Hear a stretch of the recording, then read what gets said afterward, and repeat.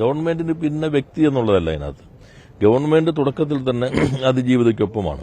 UDFന്റെ നിലപാട് സർക്കാർ അപ്പീൽ പോകേണ്ടതില്ല എന്നതാണെന്ന് ഇപ്പോൾ വ്യക്തമായിരിക്കുന്നു. ഗവൺമെന്റ് അതിനകത്ത് ഒരു കുറ്റം സ്ഥാപിക്കപ്പെട്ട് കഴിഞ്ഞിരിക്കുന്നു. അതിന് കുറ്റവാളി നേരിട്ട് കുറ്റകൃത്യത്തിൽ പങ്കെടുത്തവർക്കെല്ലാം അതിനകത്ത് കുറ്റക്കാരാണെന്നും കോടതി കണ്ടെത്തിയിരിക്കുന്നു. അപ്പോൾ ആ കുറ്റം വന്നിട്ടുള്ളത് ഒരു ഗൂഢാലോചനയുടെ ഭാഗമായിട്ടാണെന്നാണ് അന്വേഷണ സംഘം കണ്ടെത്തിയിട്ടുള്ളത്. അപ്പോൾ അത് ഗൂഢാലോചന തെളിയിക്കാൻ കഴിഞ്ഞിട്ടില്ല എന്നാണ് ഇന്നലെ വിധിയുടെ കോർട്ടിനകത്ത് പറഞ്ഞിട്ടുള്ളത്.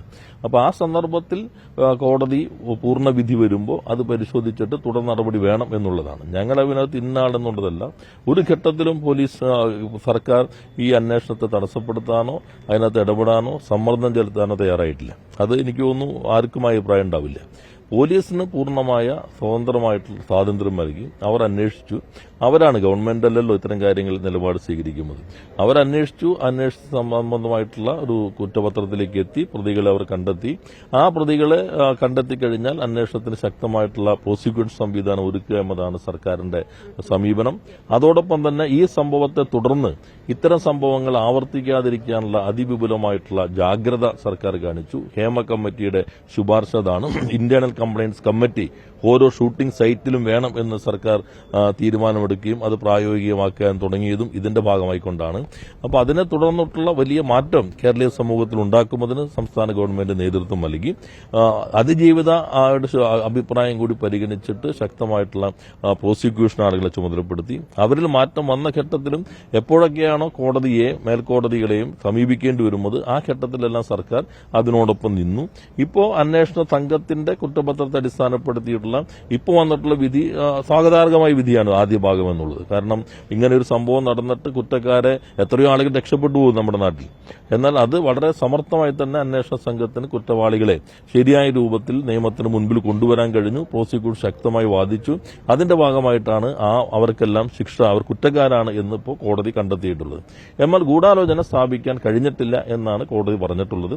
അപ്പോൾ അത് സംബന്ധിച്ച് സ്വാഭാവികമായിട്ടും അപ്പീലിന് പോകേണ്ടതാണ്. ഇന്നലെ പ്രതിപക്ഷ മേധാവ് പറഞ്ഞതായി മാധ്യമങ്ങളിൽ കണ്ടത് സർക്കാർ എന്തായാലും അപ്പീലിന് പോകണമല്ലോ, ഞാൻ പറയാതെ തന്നെ അവർ പോകും, അതാണല്ലോ. അപ്പോൾ എല്ലാവരും പ്രതീക്ഷിക്കുന്നതാണ്. പ്രതിപക്ഷ നേതാവിന്റെ ഇന്നലത്തെ പ്രതികരണമാണ് എല്ലാവരും പ്രതീക്ഷിക്കുന്നത്.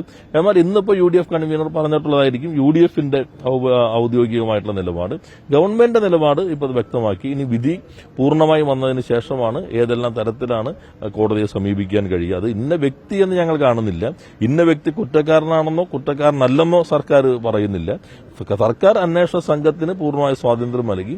അവര് അന്വേഷണം പൂർത്തീകരിച്ചു, റിപ്പോർട്ട് നൽകി. അതേപോലെ തന്നെ അതിജീവിതയുടെ ആവശ്യം പരിഗണിച്ച് പ്രോസിക്യൂഷൻ ആളുകളെ ചുമതലപ്പെടുത്തി.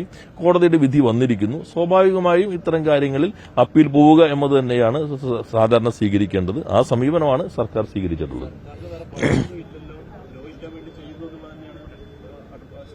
അതേ പറഞ്ഞു. അതെ, ഇന്നലെ പ്രതിപക്ഷ നേതാവ് പറഞ്ഞു സർക്കാർ എന്തായാലും പോവുമല്ലോ, ഞങ്ങൾ ആവശ്യപ്പെട്ടില്ലെങ്കിൽ അവർ പോകുമല്ലോ, അതുകൊണ്ട് ഞാൻ പ്രത്യേകം ആവശ്യപ്പെടേണ്ടതില്ലല്ലോ എന്നാണ് പ്രതിപക്ഷ നേതാവ് ഇന്നലെ പറഞ്ഞത്. എന്നാൽ ഇന്ന് ഇപ്പോൾ ഈ പ്രതികരണം ഞാൻ കേട്ടില്ല. അതിപ്പോൾ ഏത് കേസിലപ്പോൾ അവരുടെ പക്ഷം വ്യക്തമായി. അവർ അതിജീവിതയ്ക്കൊപ്പമല്ല എന്ന് അവരുടെ പക്ഷം വ്യക്തമായി. ഞങ്ങൾ പറയുന്നത് ഇന്നാൾ കുറ്റക്കാരനാണെന്നോ കുറ്റക്കാരനല്ലെന്നൊന്നും സർക്കാർ പറയുന്നില്ല.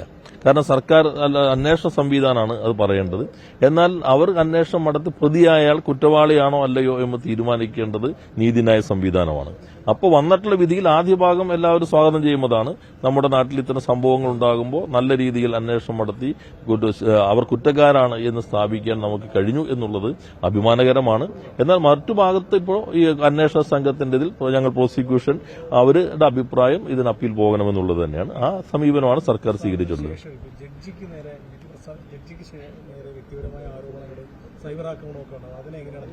അല്ല, അത് വളരെ ഗൗരവമായ പ്രശ്നമാണ്.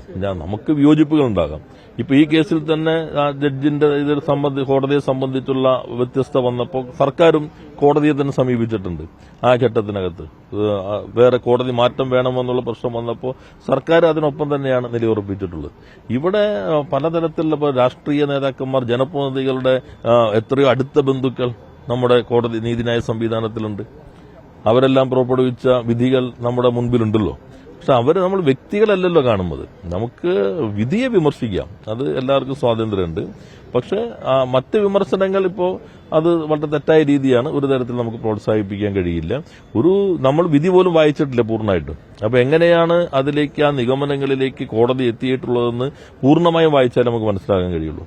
എന്നാൽ നമ്മൾ കാണുന്നത് അന്വേഷണ സംഘം പറയുന്നതും പ്രോസിക്യൂഷൻ പറയുന്നതും ഇത് ഈ രണ്ടാം ഭാഗം സ്ഥാപിക്കാൻ ആവശ്യമായിട്ടുള്ള കാര്യങ്ങളെല്ലാം 1512 പേജുള്ള 5 വോള്യമുള്ള നോട്ട് ഉൾപ്പെടെ സമർപ്പിച്ചിരുന്നു. അത് പര്യാപ്തമാണ് എന്ന് പ്രോസിക്യൂഷൻ പറയുന്നു. ആ ഘട്ടത്തിൽ സ്വാഭാവികമായും ഗവൺമെന്റ് അതുമായി ചർച്ച ചെയ്യുമ്പോൾ ഉള്ള അഭിപ്രായം അപ്പീൽ പോകണമെന്നുള്ളതാണ്. പക്ഷെ ഇത്തരത്തിലുള്ളത് സോഷ്യൽ മീഡിയയ്ക്കകത്ത് ഇപ്പോൾ വരുന്ന അത്തരം പ്രചാരവേലകൾ അത് വളരെ ഗൌരവമുള്ളതാണ്. ഇപ്പോൾ നിയമത്തിന് മുൻപിൽ 4 പേരും അവർ കുറ്റവാളികളല്ല, കുറ്റവിമുക്തരായി കഴിഞ്ഞിരിക്കുന്നു. അവർ അപ്പീൽ പോകുമ്പോഴാണ് ഇനി അവരെ സംബന്ധിച്ച് വരുന്നുള്ളൂ. അപ്പോൾ അത് സംബന്ധിച്ച് ഇപ്പോൾ നടക്കുന്ന സോഷ്യൽ മീഡിയ രീതികൾ അത് നമ്മുടെ നീതിന്യായ വ്യവസ്ഥയെ ദുർബലപ്പെടുത്താനാണ്. നമുക്ക് ഓരോരുത്തർക്കും അവകാശമുണ്ട്. ഈ കോടതി ശരിയായ രൂപത്തിലല്ല കാര്യങ്ങൾ കേൾക്കുന്നതെങ്കിൽ ആ ഘട്ടത്തിൽ പറയാനുള്ള അവകാശമുണ്ട്. അത് അതിജീവിതം പ്രകടിപ്പിച്ചിട്ടുണ്ട്. ഗവൺമെന്റും ശക്തമായി തന്നെ അതിനൊപ്പം നിലയുറപ്പിച്ചിട്ടുണ്ട്. പക്ഷെ ഹൈക്കോടതിയും സുപ്രീം കോടതിയും ആ വാദം അംഗീകരിച്ചില്ല. അവര് വിചാരണ കോടതിയിൽ വിശ്വാസം പുലർത്തുകയാണ് ഹൈക്കോടതിയും ഉന്നത നീതിപീഠവും ചെയ്തത്. അപ്പോൾ അത് കഴിഞ്ഞാൽ പിന്നെ അത് സംബന്ധിച്ചുള്ള അധ്യായം അതോടുകൂടി ക്ലോസ് ചെയ്തു. കാരണം നമ്മുടെ രാജ്യത്ത് ഹൈക്കോടതിയും തുടർന്ന് ഉന്നത നീതിപീഠവും ഒരു നിലപാട് സ്വീകരിച്ചു കഴിഞ്ഞാൽ പിന്നെ അത് സംബന്ധിച്ച് എല്ലാ വശവും ആണല്ലോ അവർ പരിശോധിക്കുന്നത്. നമുക്ക് അതിന് മുകളിൽ മറ്റൊരു അഭിപ്രായം പറയാൻ ആർക്കും അവകാശമുണ്ടെന്ന് ഞാൻ കരുതുന്നില്ല.